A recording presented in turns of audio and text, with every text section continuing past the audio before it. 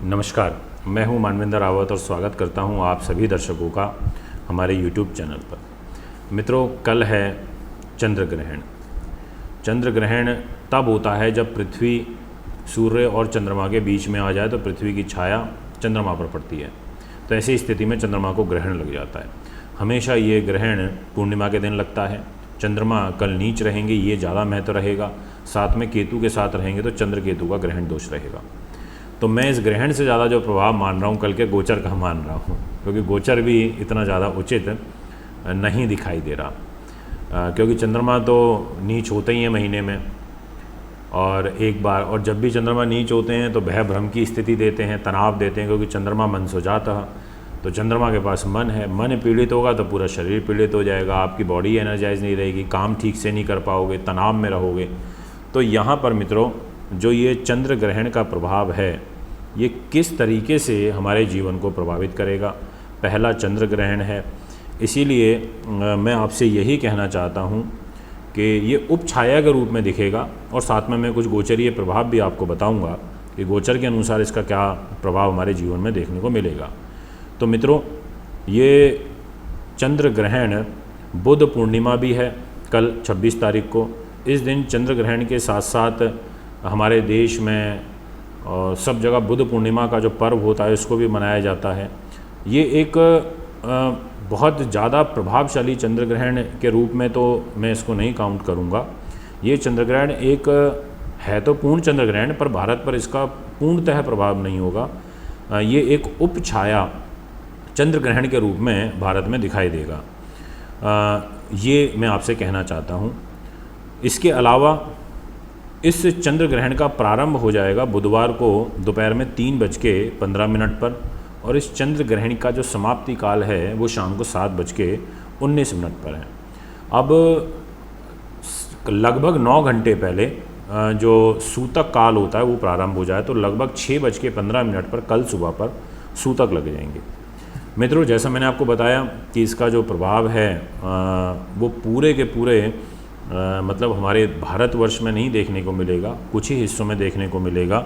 यानी कि जैसे पश्चिम बंगाल हो गया, अरुणाचल प्रदेश हो गया, मिज़ोरम हो गया, नागालैंड हो गया, जो पूर्वी क्षेत्र हैं, पूर्वी उड़ीसा हो गया, मिज़ोरम हो गया, आसाम हो गया, त्रिपुरा हो गया, मेघालय हो गया, इन जगहों पर ये ग्रस्तोदय रूप में बहुत कम समय के लिए दिखाई देगा मित्रों, और उसके बाद ये समाप्त हो जाएगा। अब जैसे मैंने समय बताया इतने बजे से लेकर इतने बजे तक चलेगा। अब इसमें भी इसका जो प्रभाव होगा वो वैसे तो करीब 18 से 20 मिनट का ही ज़्यादा रहेगा। इसलिए कहा जा रहा है कि बहुत मतलब ग्रहण लगने के कुछ ही मिनटों के बाद ये ग्रहण समाप्त हो रहा है, क्योंकि खग्रास होता है कि खग्रास कितने बजे प्रारंभ होना है, मतलब वो कितने समय चंद्रमा पर रोशनी पड़ी पृथ्वी की और किस रूप में पड़ी, किस तरीके से पड़ी, वो प्रॉपरली प्रभावित होना कब शुरू हुआ। तो वो खग्रास प्रारंभ होगा दोपहर में 16:40 यानी कि 4:40 पर, और ये खग्रास जो समाप्त हो जाएगा ये 4:58 पर हो जाएगा। मतलब बहुत शॉर्ट टाइम पीरियड के लिए इसका प्रभाव देखने को मिलेगा। मित्रों, अब यहाँ पर विषय ये आता है कि आपको क्या करना है क्या नहीं करना, क्योंकि ये एक इम्पॉर्टेंट मैटर यहाँ पर बन जाता है। कोई भी जब ग्रहण लगे, चाहे सूर्य को लगे चाहे चंद्रमा को लगे, क्योंकि इन दोनों को ही लगता है, तो उस दौरान हमें कुछ सावधानियां बरतनी होती हैं। तो पहले मैं आपको वो बता देता हूँ कि ग्रहण के दौरान आपको कोई शुभ कार्य नहीं करना होता है, आपको इस दौरान खाना खाने से बचना होता है, आपको जो भी धारदार वस्तुएं होती हैं उनका प्रयोग करने से बचना होता है, भगवान की जो प्रतिमाएँ होती हैं उनको हाथ नहीं लगाना चाहिए, उनको ढक देना चाहिए। आपको जैसे घर में आपने तुलसी का पौधा लगा रखा है तो उसको आपको नहीं स्पर्श करना चाहिए। जितने टाइम ये चलेगा, विशेष रूप से लगभग आप ये मान के चलिए 3 से और 5 बजे के बीच में सोइएगा मत, सोना मैं आपको यहाँ पर वर्जित करना चाहूँगा। और इसके अलावा आपको शारीरिक संबंध नहीं बनाने चाहिए, आपको बालों में कंघी नहीं करनी चाहिए, बाल वॉश नहीं करने चाहिए, इन चीज़ों से बचना चाहिए। आपको उस समय ब्रश नहीं करना चाहिए। गर्भवती महिलाओं को विशेष रूप से ध्यान रखना चाहिए। अब ग्रहण के समय पे क्या करें? ग्रहण के समय पर तो सबसे ज़्यादा अच्छा यही है, अब आप पीड़ित हो रहे हो तो आप भगवान के हाथ जोड़ लो, भगवान के हाथ जोड़ लो, ग्रहों के हाथ जोड़ लो, तो प्रसन्न हो जाते हैं, खुश हो जाते हैं। तो ऐसे ही जब कोई भी ग्रहण लगता है तो उस समय पर हमें दान पुण्य करना चाहिए, हमें उस समय पर गरीब लोगों की मदद करनी चाहिए, उस समय पर हमें चंद्रमा से संबंधित चीज़ों का दान कर देना चाहिए, हमें ओम सोम सोमाय नमः मंत्र का जाप करना चाहिए, ओम नमः शिवाय का जाप करना चाहिए, हमें अपने इष्ट देव की आराधना करनी चाहिए, हमें मंत्र उपचार करने से जो नकारात्मक ऊर्जा है उसको दूर करना चाहिए, क्योंकि हमारा मन पीड़ित होता है चंद्र ग्रहण पर, और मन के अधीन इंद्रियां होती हैं, और मन अगर पीड़ित है तो हम शरीर से प्रॉपर वर्क नहीं कर पाते। ऐसी चीज़ें जो होती हैं, ये नकारात्मक ऊर्जा को दूर करने के लिए मैंने मंत्र जाप और ये चीज़ें आपको बताई। इसके अलावा चीनी हो गई, चावल हो गए, आटा हो गया, पिसा हुआ आटा, ऐसी जो चीज़ें होती हैं, दूध दही हो गया, ऐसी जो चीज़ें हैं इनका आपको दान करना चाहिए, ज़रूरतमंद व्यक्ति को देना चाहिए, ताकि ये आपके लिए अच्छा रहे। ग्रहण का प्रारंभ होने से पहले आप जो है तुलसी माता का आशीर्वाद ले लें, तुलसी के जो पत्ते हैं वो खाने में प्रयोग करें। तो ये सब चीज़ें हैं, आपको स्नान वगैरह, घर स्पर्श अच्छे तरीके से घर को साफ़ सफाई करनी चाहिए, इन चीज़ों का ध्यान रखना चाहिए। मित्रों, ये है ग्रहण का एक प्रभाव। अब मैं आपको बताता हूँ इससे ज़्यादा जो प्रभाव मैं काउंट कर रहा हूँ। जैसे अगर मैं एक चीज़ और बता देता हूँ कि विदेशों में इसका प्रभाव कौन कौन सी कंट्रीज़ में देखने को मिलेगा, क्योंकि हमारे फॉलोअर्स तो ऑल ओवर वर्ल्ड से देख रहे होंगे। तो भारत के पूर्वी प्रदेशों के अतिरिक्त, मतलब भारत का जितना भी ईस्टर्न पार्ट है, इसको छोड़ के ये ग्रहण दक्षिण पूर्वी एशिया में लगेगा, यानी कि जापान में लगेगा, इंडोनेशिया में, बांग्लादेश में, सिंगापुर में, फिलीपींस में, दक्षिण कोरिया में और बर्मा में। ऑस्ट्रेलिया में इसका खग्रास रूप दिखाई देगा जो मैंने आपको बताया। इसके अतिरिक्त खंड रूप में उत्तर तथा दक्षिणी अमेरिका में, प्रशांत एवं हिंद महासागर में दिखाई देगा। तो मित्रों, सबसे पहले आइए बात करते हैं राशियों के अनुसार इसका क्या प्रभाव देखने को मिलेगा, कौन सी राशि पर कितने समय तक ये चलेगा, मतलब प्रभाव देगा अपना, वो चीज़ मेन रहेगी। मेष के दर्शकों, आपको लोगों के लिए कल का जो दिन है वो शांति के साथ आपको निकालना चाहिए।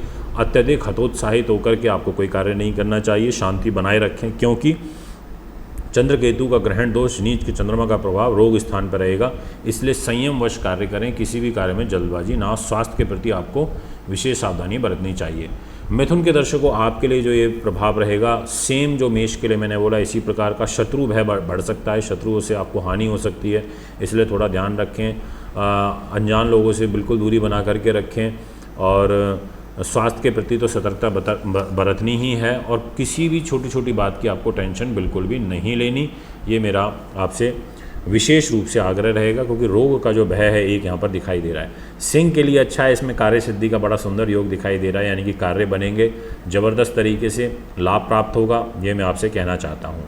मित्रों, इसके अलावा यहाँ पर जो नेक्स्ट राशि रहेगी तुला, उनके लिए जो ग्रह गोचर बनेगा उसमें धन हानि की एक स्थिति दिखाई दे रही है, क्योंकि नीच के चंद्रमा का प्रभाव, चंद्र केतु का ग्रहण दोष का प्रभाव आपके धन के घर में बनेगा, परिवार के घर में बनेगा, और चंद्रमा कल कमज़ोर भी रहेंगे। तो ऐसी स्थिति में चंद्रमा मनसो चाहता है कहीं ना कहीं पीड़ित होना, परिवार में कलह होना, तनाव होना, एक कंसंट्रेशन का डिस्टर्ब होना, पढ़ाई में मन ना लगना, एक इस प्रकार की जो स्थिति है तुला के दर्शकों के लिए बन रही है। पैसा कल सोच समझ के खर्च करें, क्योंकि व्यर्थ का पैसा खर्च होने का योग बन रहा है। ऐसे ही वृश्चिक वालों के लिए तो विशेष रूप से, क्योंकि वृश्चिक वालों शारीरिक रूप से कष्ट और चिंताएं यहाँ पर बढ़ेंगी, क्योंकि 12वें भाव में चंद्र केतु का ग्रहण है। तो ऐसी स्थिति में, और सूर्य राहु की दृष्टि भी है, सूर्य राहु का भी ग्रहण दोष, चंद्र केतु का ग्रहण दोष, डबल ग्रहण दोष का प्रभाव देखने को मिलेगा, इसलिए आप थोड़ा सा ध्यान रखें। कल खीर हर व्यक्ति अपने घर में ज़रूर बनाएं और उसका दान ज़रूर करें। 5 कन्याओं को या फिर पंडित जी को दे करके आएँ, या 5 कन्याओं को आप दान करें, और घर परिवार के लोग भोग लगा के चंद्रमा को, अपने इष्ट देव को, शिव परिवार को, और उसके बाद उसको ग्रहण करें। वृश्चिक वालों, आपको यहाँ पर अपने खर्चों पर नियंत्रण रखने की आवश्यकता है। बात करता हूँ कुंभ की। तो जितने भी दर्शक इस समय कुंभ के सुन रहे हैं, आपके लिए जो ग्रह गोचरीय स्थिति रहेगी, इसमें विशेष रूप से चंद्र केतु के ग्रहण दोष का जो प्रभाव है वो बनेगा कर्म के घर में। तो कैरियर के घर में रह करके कुछ मन में भय भ्रम की पीड़ा, तनाव रहेगा, एंजाइटी टाइप होगी। थोड़ा सा यहाँ पर आपको सावधानी बरतने की निश्चित तौर पर आवश्यकता है। वो बात अलग है कि आपकी राशि में गुरु बैठे हैं जो चीज़ों को बैलेंस आउट करेंगे, पर फिर भी यहाँ आपको थोड़ा ध्यान तो रखना पड़ेगा।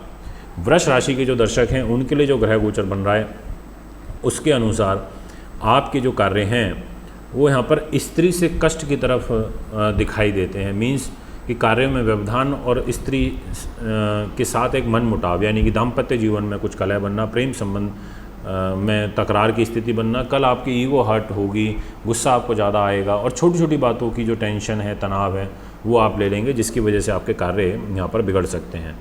कर्क के जो दर्शक हैं उनके लिए जो स्थिति बन रही है उसमें मान में हानि की बन रही है। पंचम भाव पर बुद्धि पर रहेंगे, गुप्त चिंताएं रहेंगी, विचार शक्ति कमज़ोर होगी।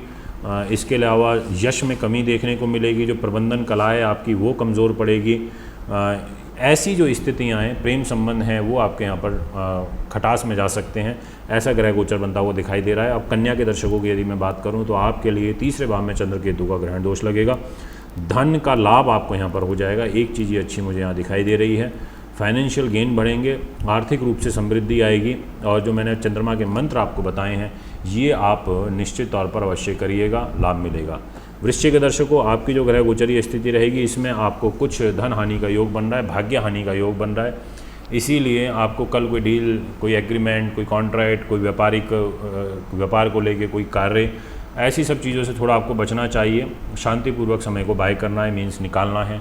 जितने भी मकर के दर्शक हैं, आपकी जो ग्रह गोचरीय स्थिति रहेगी उसके अनुसार आपके लिए मकर वालों यहाँ पर सप्तम के स्वामी होकर के चंद्रमा नीच के हो जाएंगे लाभ स्थान में, केतु के साथ ग्रहण में रहेंगे, तो यानी कि लाभ में कुछ कमी करेंगे और जीवन साथी और व्यापारिक पार्टनर से कुछ तनाव की स्थिति बनती हुई नज़र आ रही है। अब बात करता हूँ आपसे मीन की। जितने भी मीन के दर्शक हैं उनके लिए जो ग्रह गोचर रहेगा उसमें पंचम के स्वामी होकर नवम में रहेंगे। ऐसी स्थिति में संतान से कष्ट होता है और डिसीज़न गलत हो जाते हैं, इसलिए बड़े निर्णायक मेजर डिसीज़न आपको नहीं करने चाहिए कल और परसों, यानी कि 26 और 27, 2 दिन टाल दें, उसके बाद आप कर सकते हैं। ये मेरी तरफ से आपके लिए सलाह रहेगी। दोस्तों, ये है ग्रहण के बारे में पूरी विस्तृत जानकारी। एस्ट्रो टीवी इंडिया मेरा यूट्यूब चैनल ज़रूर सब्सक्राइब करें, एस्ट्रो 24 फेसबुक पेज है, इसको भी ज़रूर सब्सक्राइब करें। एक बार पुनः आगामी कार्यक्रम में मैं आपके बीच में उपस्थित हूँगा। अभी आपसे ज़्यादा चाहता हूँ। नमस्कार, धन्यवाद। 8860909212286090, ईमेल info@astrohubworld.com, वेबसाइट www.astrohubworld। दर्शकों, अगर आप अपनी कुंडली दिखाना चाहते हैं, वह घर का नक्शा बनवाना या वास्तु विजिट या पूजा पाठ करवाना चाहते हैं तो आप हमें